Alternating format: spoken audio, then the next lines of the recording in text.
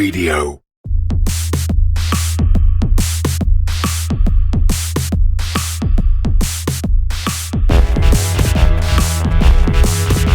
Hello and welcome to Cryptocurrent, the only podcast to bring you beginner and advanced knowledge of cryptocurrency and blockchain, analyses of cryptocurrency markets, and discussions on growing a business within the crypto space.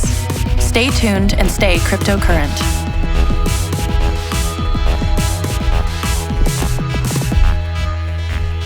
Hello, everyone. Welcome to another episode of Cryptocurrent.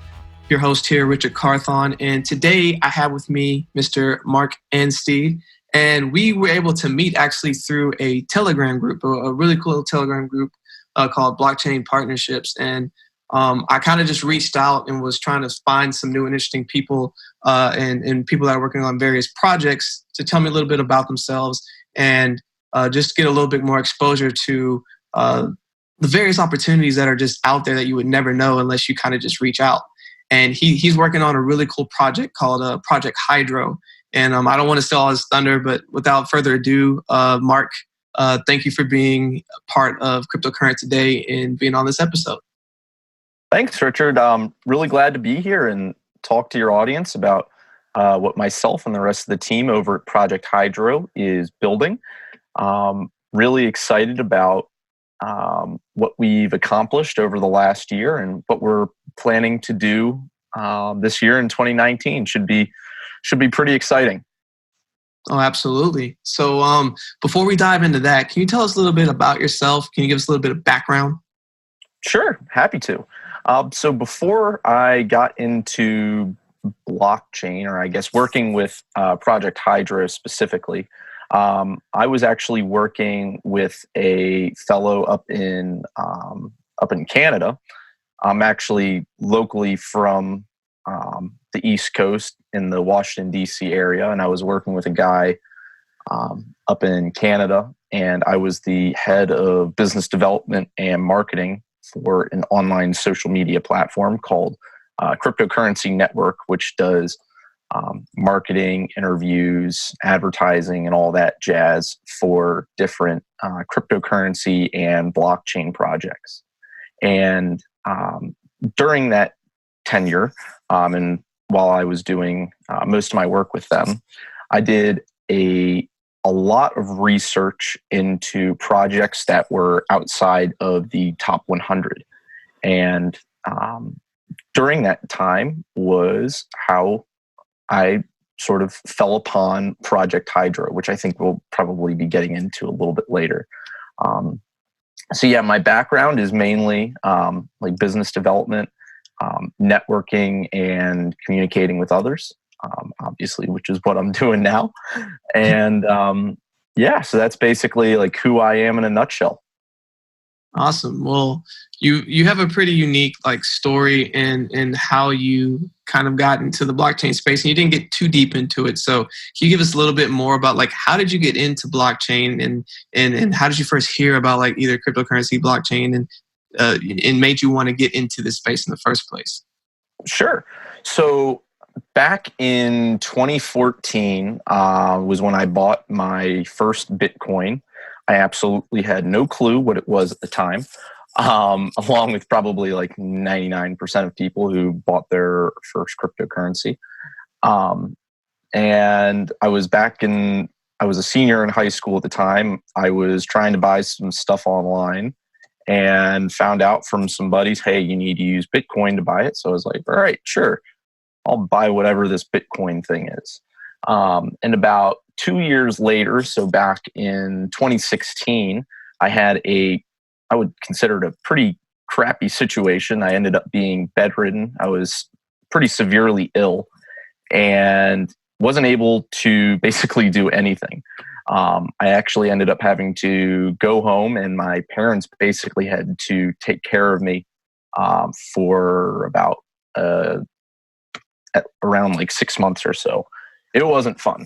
But during that time, I basically remembered, hey, like I bought Bitcoin back in 2014. What the heck is Bitcoin?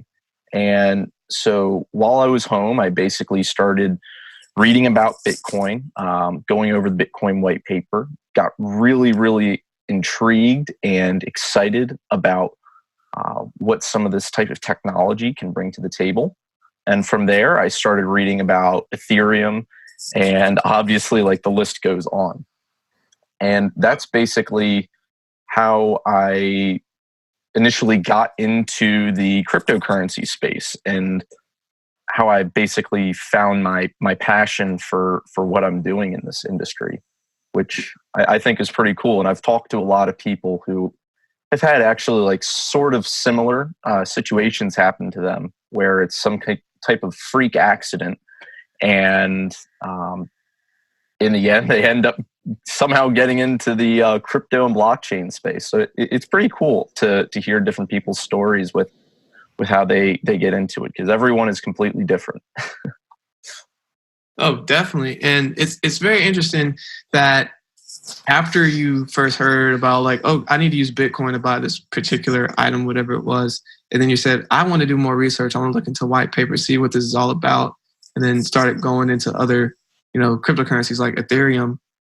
It's what about it? What stuck out the most to you, where you're like, wow, this makes sense. This is here to stay.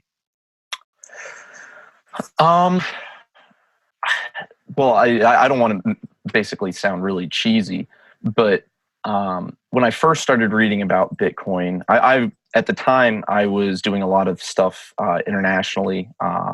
When I first started out in college, I was an international business major, and I minored in Chinese. So I was always very interested in how business worked around the entire world. And I knew, after doing a lot of different things, that payments across borders is absolutely horrible. It is not very easy to do. And assuming that you do it, there are massive fees associated with it. And I saw Bitcoin initially as a really incredible technology that enables businesses to be able to be a part of a larger economy rather than just a domestic one, which is obviously a really, really big deal. And you don't have to worry about having bank fees or anything like that. And once I started reading about Ethereum and what you can do with Ethereum is absolutely incredible. We all know about blockchain being the underlying technology with the vast majority of most of these cryptocurrency projects. Obviously, there's Tangle and other types of consensus algorithms. But what you can do with these technologies and by utilizing smart contracts is pretty incredible. And with me having a pretty significant business background, my dad is actually a CPA, he's an accountant, and I started to realize there's a heck of a lot more than meets the eye, rather than just payment methods for cryptocurrency and blockchain. And that, I think that is the most impressive part. Obviously, in 2017, pretty much everyone and their mother and brother started hearing about Bitcoin and what a Bitcoin was. And that's obviously when many projects started to blossom and realize, hey, there are a lot of different applications and use cases that you can use within the blockchain space, which is basically how Hydro came about. Right. Which is, I mean, a really good transition before we start talking about Project Hydro. But as you were, walking through this and you were talking about all the different use cases, you hit the hammer on the nail. There's just so many ways that the underlying technology that is blockchain just can be used internationally, nationally, for different sectors, in a financial sector, in gaming, in virtual reality. There's just in healthcare, like there's just so much that's out there. I think this is a pretty good indication of the future and what's to come. And you even at the beginning when you talked about how the international markets, that's when I really started paying attention. When I saw how powerful it is that no matter where you are in the world, whether you're in Japan, United States, India, the price of a Bitcoin is the price of a Bitcoin, and you don't have to do all the fees, and you save a lot of money, and the transactions are relatively fast, and everything's put on a nice blockchain, which you can always go back to, which is a really strong database. So as you start to go deeper down the rabbit hole, learn more about the space, and getting excited about all the underlying projects that are going on, what about Project Hydro? Like, what is it? How did you hear about it? And then how did you decide that you wanted to become involved? Sure. So I actually heard about Hydro early on in 2018. But I think I should probably start with how Project Hydro sort of got started. Obviously, like, there was the big Bitcoin and cryptocurrency explosion back in 2017. But on the other hand, there was also a pretty big issue that came about in 2017. There was the big Equifax hack. Now, you being a US citizen and myself as well, we saw a pretty big issue come around where about 150 million people were affected by the hack with Equifax. And all of these various people around the country were impacted, and all their private information was leaked. This was basically how Project Hydro, like the idea for bringing security to not only a user, but also a business, kind of came around. And when I first started looking into projects in 2018, I obviously, I wanted to try and get more deeply involved with a project after obviously doing a lot of research. And I was really, really intrigued by the connections and the technology that had already been built out by the team. And me being a business development person, I thought it was an incredible opportunity to try and get involved and use my knowledge in connections within the space to really help the project grow. And I think that security and our actual identity is really, really crucial, which a lot of people don't realize, because our information is just out there. Once we start going around on the internet, everything about you is out there and can be purchased in terms of your data. And at this conference I was at this past weekend, we basically talked about a lot about identity and how your data basically creates your own identity. And Snowflake is obviously one of the products that we're building, and that really helps to battle a lot of these mainstream organizations who are monetizing each and every one of us on their platforms, whether it be Facebook, Twitter, Instagram, YouTube, you name it. They're all using our data, and I personally don't really like that, as you can probably imagine. I'm a little bit biased on the topic, but that's not really the only reason. I really like a lot of the guys and obviously gals who are working with the team, and they bring a lot of passion to the table. And it helps when you're obviously working with a startup to want to wake up every single morning and really bring 150% to the table. Right. And that's I'm sorry? Yeah, sorry to interject, but that was actually going to be one of my next questions. Was just how has your experience been with being with a startup in the blockchain space? I mean, of course, the startup life is its own unique lifestyle, but to also be in it with this newfound technology, trying to educate people on what you're doing and why it's important, and then getting them to want to either use your services or use your product. How has all of that been? You know, being a startup in general really isn't easy.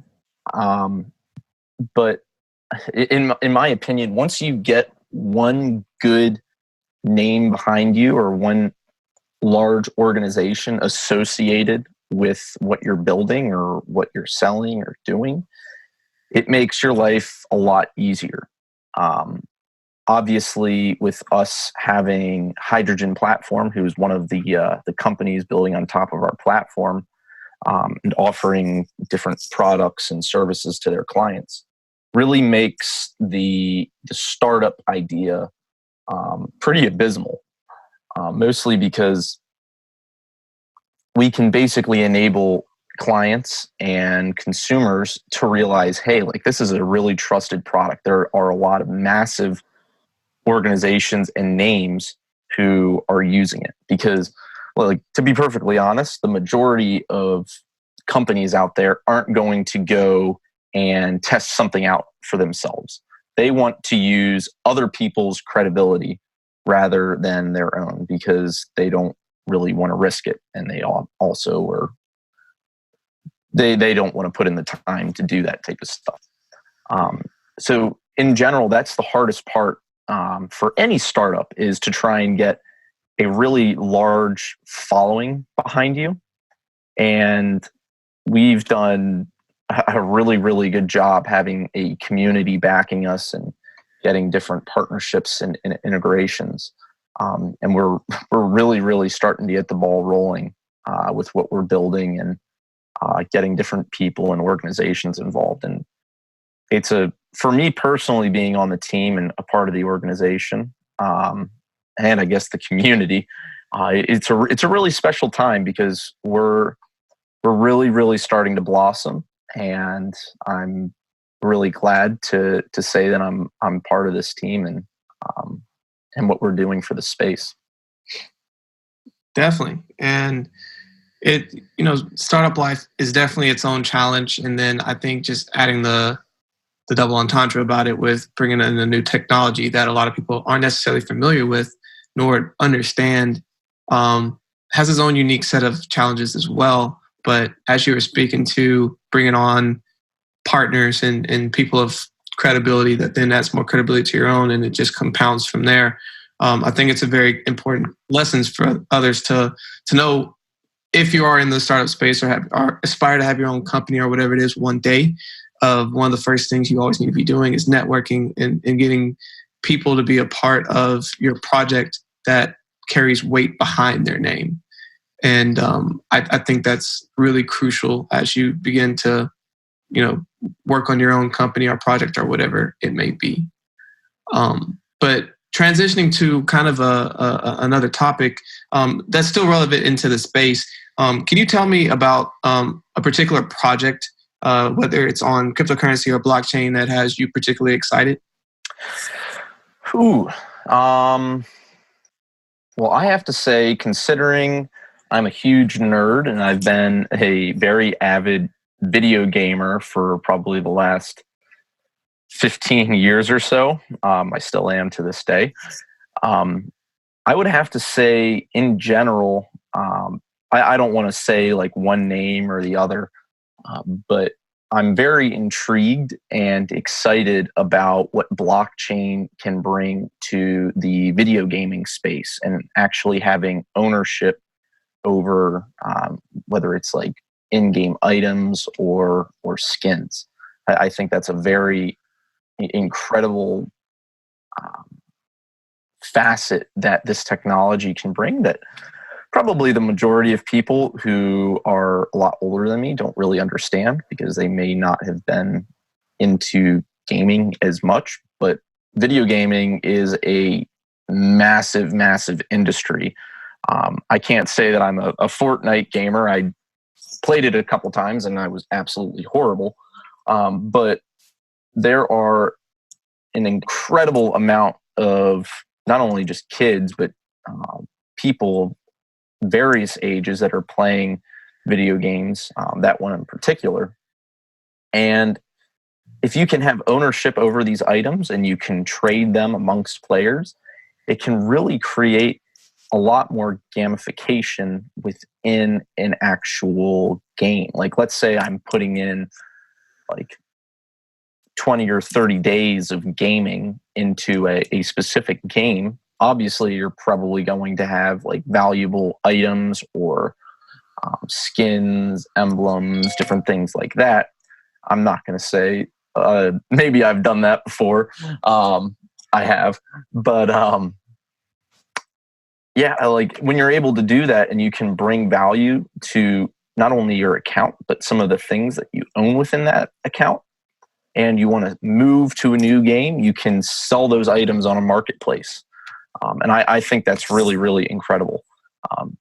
And obviously, like, we're trying to work with a few different video game projects with some of our identity solutions, one of which is Snowflake, which is our identity management protocol, as well as an EIP that we built out and released that was actually accepted by the Ethereum community as a digital identity aggregator. So you can basically tie, and this is basically what you would be able to do with these, is tie all of those in-game assets from all of these different addresses or games back to your one identity. So it's like having multiple bank accounts under one bank, if that is a good way of explaining it. Yeah. But that's essentially like what I'm really excited about, because I play video games at least once or twice a week. Sometimes I try and play for like 20 or 30 minutes a day just to try and get some free time and relax. And I'm really excited about that part of the industry. Definitely. And it's cool that you bring that up, because actually one of the speakers I was at the Cryptocurrency conference was Carl Favell, and he's one of the lead advisors and developers of Decentraland. And okay, cool. during his presentation, he was just showing all the different ways of what you just described, of being able to sell different items within a game, or if you work and bring all these different things to kind of just sell it to someone else in the way of NFTs, or being able to just house your different collectibles from various games into your online virtual world. It's a working reality that's going on right now, which is really, really unique. Definitely. They were actually at their team was actually at the conference I was at this weekend. It was really, really cool. I've been a big fan of Decentraland for a while. Really, really cool product that they're building out. And I love the idea of having like a virtual reality space, I guess, within our own world that we can basically play in. I think that's, for a lot of people, it's kind of weird, but it's just really cool to imagine and realize what you can actually do with it. Definitely. There's just so many use cases, and it's happening between virtual reality, AR, and so many other things, and how it's becoming commoditized, and just the technology that's being built. It's amazing what's going on right now, and how that is going to be more mainstream in the coming years, probably as soon as next year, as it starts to pick up steam. But on that note, besides, so I know you're into the gaming industry, and I know you like that side of what blockchain can offer, but what is something that is on the horizon either this year or next, that you are on the lookout for and that you think other people should be paying attention to? I would say be on the lookout for different organizations outside of, I guess, like the big name ones who have already dipped their feet into different blockchain projects. Keep an eye out for different companies who are really starting to get involved and trying to look into different like proof of concepts with different products to basically build into their own systems, to whether it's to bring more security, save money, or different things like that. I think that will bring about mass adoption more than anything else. And we're already seeing it. There are a ton of different companies, not only, I'm talking in general, not only with Project Hydro, but there are a ton of different corporations, companies getting involved in this space. So really keep your eye out, whether you're just a enthusiast or an investor. This is something that you really want to keep an eye out for, because the last year and a half has been a bit boring and kind of painful for many people who have a lot of money in the space. But there is a lot of adoption going on and people realizing what these technologies can bring to the table for not only businesses, but also users. And that's the most important thing. Definitely widespread adoption. That's what mass adoption is, what we're working towards. And there's just so much money being poured into what is actually what's being built. Not so much the cryptocurrency and all of that on the financial side is one thing, but what they're actually building, what is being developed, it's going to be powerful. And we're still at the beginning of this process, and it's going to be something that people need to pay attention to as adoption continues to happen, as the products are being developed, are being made for everyday people and not just for people that are first movers. Because if you were to look at the scale of the bell curve of what this is still early adoption. This is first movers coming in right now. And so I do think we're going to eventually start moving into, first adopters past early people. And I think that transition is going to start happening within the next year or two. So I'm excited to see that happen. But you had a ton of different very valuable points and things for our listeners to take with them today. But if you had one final thought that you wanted to make sure you left with everyone today, what would that be? Always keep an open mind. I guess us being in the blockchain space, we are all people who are intrigued by new things.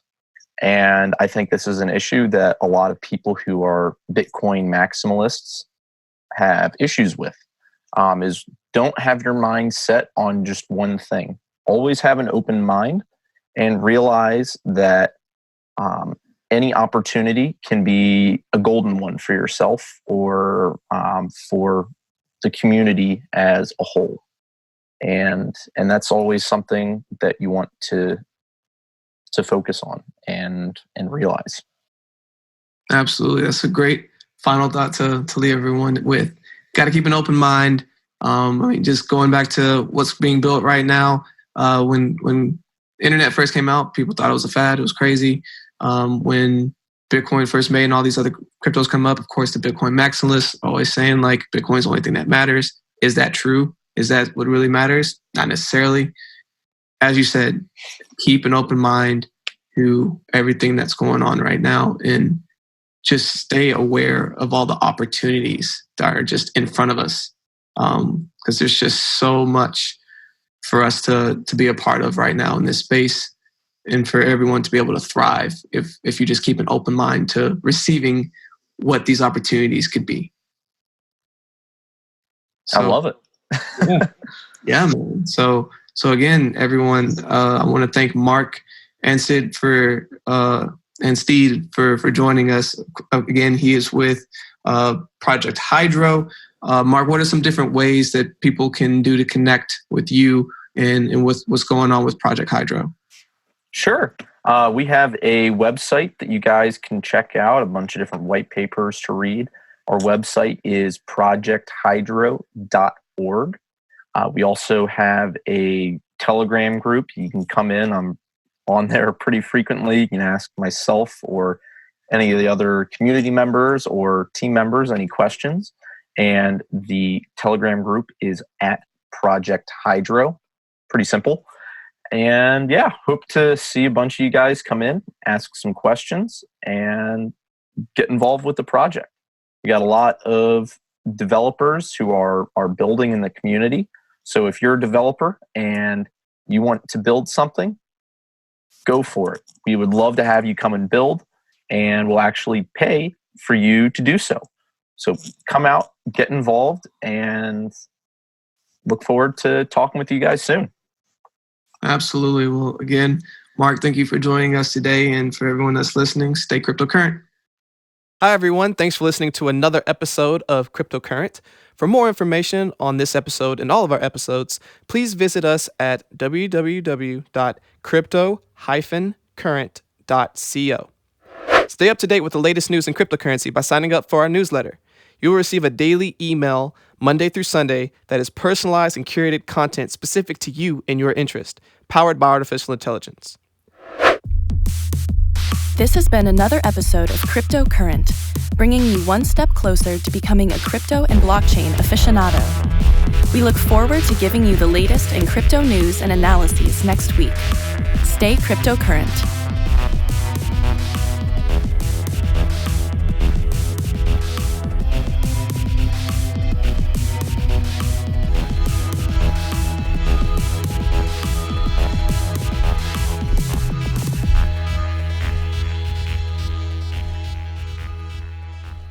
Please use available exits now.